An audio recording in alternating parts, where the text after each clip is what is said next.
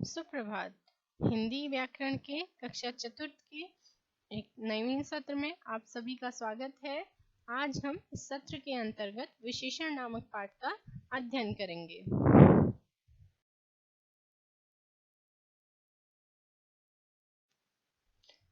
तो आपके सामने बच्चों ये चित्र उपस्थित होता है जिसे आप देख पा रहे हैं। तो इस सुंदर से चित्र में हमें क्या क्या चीजें दिखाई दे रही हैं? हम रंग बिरंगे फूलों को देख पा रहे हैं, साफ पानी को देख पा रहे हैं, सुंदर तितलियों को देख पा रहे हैं और हरे भरे पेड़ पौधे को देख पा रहे हैं, है ना। तो यहाँ पर रंग बिरंगे शब्द किसकी विशेषता बता रहा है? फूलों की, कि फूल कैसे हैं? रंग बिरंगे हैं। साफ शब्द किसकी विशेषता बता रहा है? पानी की, कि पानी कैसा है? साफ है। तितलियां कैसी हैं? सुंदर हैं। और पेड़ पौधे कैसे हैं? हरे भरे हैं। तो रंग बिरंगे, साफ, सुंदर और हरे भरे शब्द यहाँ पर संज्ञा की विशेषता बता रहे हैं। चलिए आगे बढ़ते।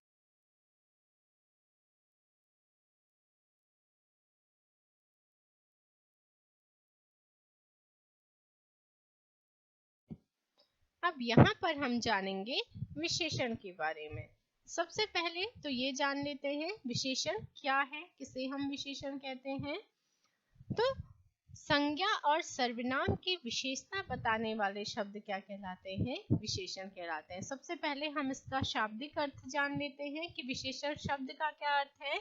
विशेषण शब्द का अर्थ होता है विशेषता बताने वाले शब्द। वे शब्द जो किसी की विशेषता बताते हैं वो क्या कहलाते हैं?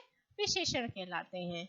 लेकिन अगर हम व्याकरण के आधार पर पढ़ें तो हम कहेंगे कि संज्ञा या सर्वनाम की विशेषता बताने वाले शब्द क्या कहलाते हैं? विशेषण। वे शब्द जो संज्ञा या फिर सर्वनाम की विशेषता बताते हैं वो विशेषण कहलाते हैं। जैसे बड़ा, काला, लंबा, दयालु, भारी, सुंदर, कायर, टेढ़ा मेढ़ा, एक, दो, वीर पुरुष, गोरा, अच्छा, मीठा, खट्टा आदि। अब यहाँ पर आप क्या देख पा रहे हैं? यहाँ पर आप तीन चित्र देख पा रहे हैं, जिसमें पहले चित्र में कक्षा 3 के सभी बच्चे विद्यालय की तरफ से दिल्ली घूमने गए। सभी बच्चों ने रंग बिरंगे कपड़े पहने हुए थे। सभी बच्चे फिर चिड़ियाघर गए। वहां उन्होंने सभी छोटे बड़े जानवर और हरे हरे पेड़ देखे। फिर वे सब कुतुब मीनार देखने गए। इतनी लंबी मीनार देखकर बच्चे बहुत खुश हुए।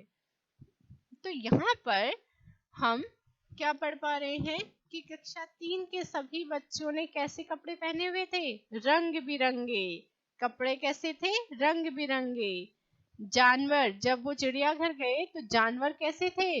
बड़े छोटे। और पेड़ कैसे थे? हरे भरे। और कुतुब मीनार जब वो गए तो वो उन्होंने क्या देखी? लंबी मीनार देखी। तो यहाँ पर कपड़े, पेड़, जानवर और मीनार सबकी क्या बताई गई है? विशेषताएं बताई गई हैं। तो कपड़े शब्द क्या है? संज्ञा है और उसकी विशेषता क्या बताई है कि कपड़े कैसे थे? रंग बिरंगे। जानवर और पेड़ क्या है? संज्ञा है और उनके विषय में क्या बताया गया है कि जानवर पेड़ पौधे हरे हरे हैं और जानवर क्या हैं? बड़े छोटे हैं। और मीनार कैसी थी? लंबी थी। तो वे शब्द जो संज्ञा या सर्वनाम की विशेषता बताते हैं वो क्या कहलाते हैं? विशेषण कहलाते हैं। अब विशेषण अनेक आधारों पर सर्वनाम और संज्ञा की विशेषता बताते हैं। अब यहाँ पर हम ये जानेंगे कि विशेषण किस किस आधार पर संज्ञा और सर्वनाम की विशेषता बताते हैं। सबसे पहले गुण के आधार पर। जब किसी शब्द से संज्ञा अथवा सर्वनाम का गुण, दोष, रंग, आकार, स्थान आदि प्रकट हो अर्थात पता चले तो वहां पर विशेषता किस आधार पर बताई जाती है? गुण के आधार पर। अगर सरल शब्दों में जाने तो जहां पर भी संज्ञा या सर्वनाम का गुण, दोष, उसका रंग रूप, आकार आदि के विषय में बात की जाती है वहां पर गुण के आधार पर विशेषता बताई जाती है। कैसे? जैसे सुंदर बगीचा, मोटा लड़का, लाल पतंग। अब यहाँ पर बगीचे की विशेषता क्या है कि वो कैसा है? सुंदर है। लड़के की विशेषता है कि वो कैसा है? मोटा है। पतंग की विशेषता क्या है कि वह लाल है। ठीक है, तो यहाँ पर रंग के आधार पर, आकार के आधार पर और अवस्था के आधार पर क्या बताई गई है, विशेषता बताई गई है गुण के आधार। अब यहाँ पर गुण, आकार और रंग के हम कुछ और उदाहरण देख लेते हैं।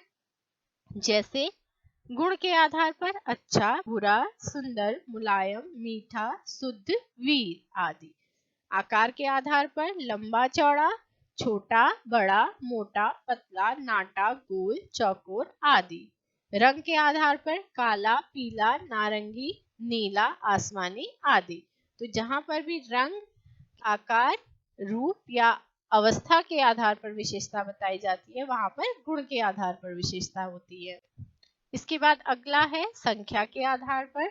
जहां पर संज्ञा या सर्वनाम की संख्या बताई जाती है, संख्या बताकर उसकी विशेषता बताई जाती है, वहां पर विशेषता संख्या में होती है। जैसे कक्षा में 40 विद्यार्थी उपस्थित हैं, रोहन 4 अंडे खाता है। यहाँ पर विद्यार्थियों की संख्या कितनी बताई गई है, 40, और अंडों की संख्या कितनी बताई गई है, 4, कि कक्षा में 40 विद्यार्थी हैं और रोहन 4 अंडे खाता है। तो यहाँ पर 40 और 4 शब्द क्या हो जाएगा, विशेषण हो जाएगा, क्योंकि यह संख्या बता रहा है। संज्ञा और संज्ञा की, विद्यार्थी शब्द भी संज्ञा है और अंडे भी क्या है, संज्ञा है। तो यहाँ पर 4 और 40 शब्द क्या होगा, विशेषण होगा। इसके बाद कुछ और उदाहरण है। कुछ बच्चे, 4 आम, तीसरी अलमारी। तो बच्चों की संख्या क्या है, बच्चे कितने हैं, कुछ संख्या है, आम की संख्या है 4, अलमारी है तीसरी। तो जहां पर संख्या के आधार पर विशेषता बताई जाए, वहां पर संख्यावाचक विशेषण होगा। इसे हम क्या कहते हैं, संख्यावाचक विशेषण भी कहते हैं।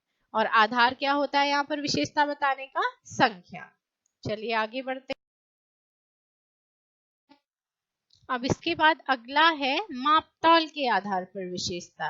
मापतौल, हो सकता है ये शब्द आपके लिए कुछ नया हो, तो सबसे पहले मापतौल को हम जान लेते हैं कि मापतौल क्या होती है। मापतौल का अर्थ है किसी वस्तु की मात्रा, जिससे हमें उसकी मात्रा का पता चलता है, वह इकाई जिससे हमें किसी चीज की मात्रा का पता चलता है।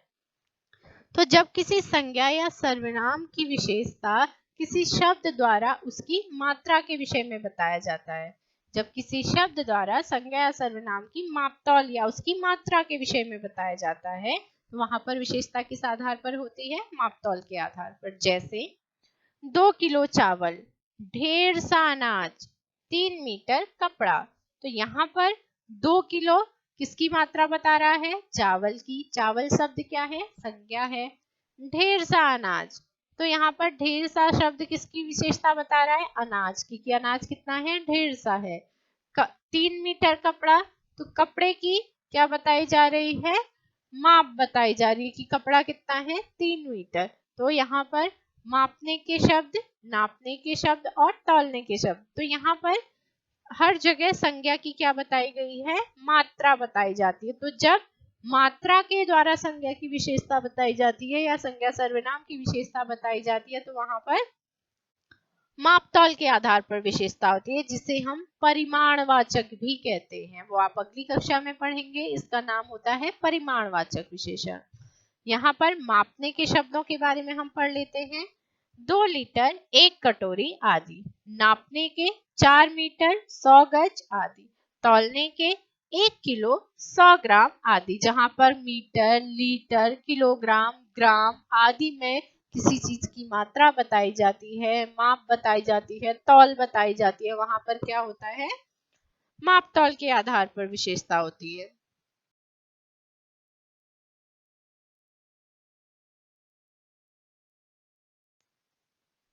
अब यहाँ तक हमने विशेषण के बारे में पढ़ा, किस किस आधार पर विशेषण विशेषता बताते हैं, इस बारे में पढ़ा। अब यहाँ पर हम जानेंगे विशेष्य के बारे में, कि विशेष्य क्या है, किसे हम विशेष्य कहते हैं।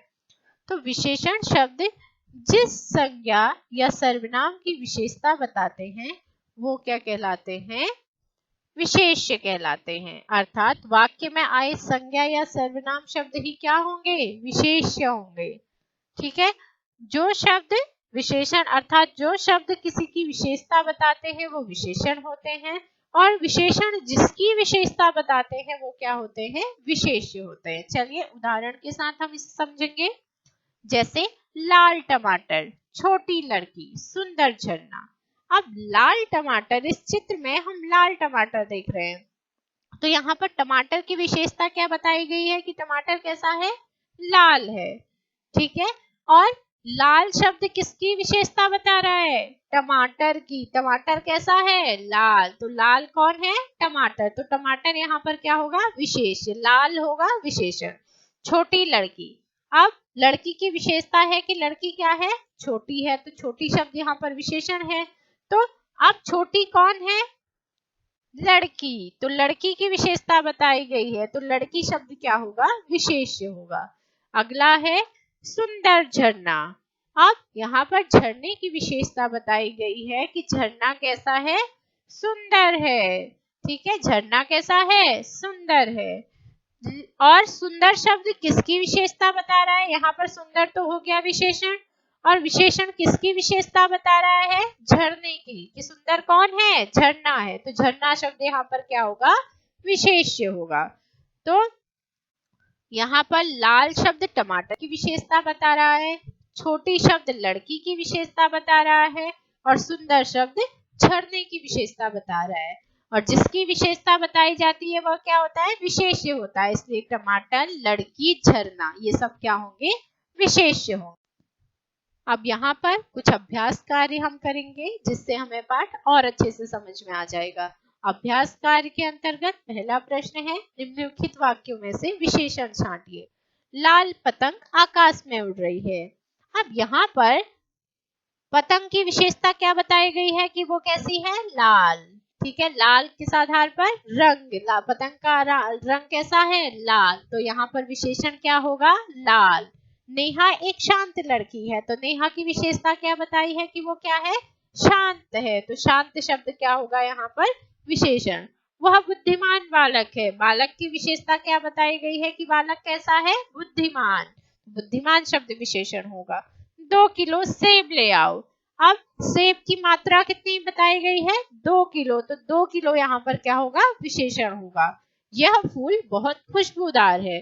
फूल की विशेषता क्या बताई है, खुशबूदार। यहाँ पर खुशबूदार शब्द क्या होगा, विशेषण। भोजन बहुत स्वादिष्ट है। अब स्वादिष्ट कौन है, भोजन। भोजन की विशेषता क्या है, स्वादिष्ट होना। तो स्वादिष्ट क्या होगा यहाँ पर, विशेषण होगा। ठीक है, इसके बाद अगला प्रश्न, विशेषण और विशेष्य छांटिए। इसमें हम विशेषण और विशेष्य को अलग अलग करेंगे। ठीक है, तो यहाँ पर पहला वाक्य है, वह लालची इंसान है। तो यहाँ पर लालची शब्द किसकी विशेषता बता रहा है, इंसान की। तो लालची विशेषण होगा, और इंसान जिसकी विशेषता बताई जा रही है वो क्या होगा, विशेष्य होगा। बस में 12 यात्री बैठे हुए हैं, तो यात्रियों की संख्या कितनी है, 12। 12 शब्द विशेषण होगा, और यात्री शब्द क्या होगा, विशेष्य। चाय में थोड़ा चीनी डालो। अब चीनी की विशेषता क्या है, थोड़ा। मात्रा कितनी है, थोड़ा। तो थोड़ा शब्द विशेषण होगा, और चीनी शब्द क्या होगा, विशेष्य होगा। मुझे 1.25 मीटर कपड़ा चाहिए। अब इसमें कपड़े की माप क्या बताई गई है, 1.25 मीटर। ठीक है, इसकी नाप क्या है, 1.25 मीटर। तो 1.25 मीटर क्या होगा, विशेषण होगा, और कपड़ा विशेष्य होगा। 5वीं कक्षा यहाँ है। यहाँ 5वीं संख्या है, और कक्षा क्या होगा, 5वीं जो है वो संख्या है, इसलिए विशेषण होगा, और कक्षा शब्द क्या होगा, विशेष्य होगा। इस पाठ के अंतर्गत हमने विशेषण, विशेष्य और किन आधारों पर विशेषण विशेषता बताते हैं इस विषय में पढ़ा। मुझे उम्मीद है आपको पाठ समझ में आया होगा। इसका और अभ्यास करके आप इस पाठ को और अच्छे से समझ सकते हैं। अगले सत्र में किसी और शीर्षक पर फिर चर्चा करेंगे। तब तक के लिए अपना ध्यान रखिए। धन्यवाद।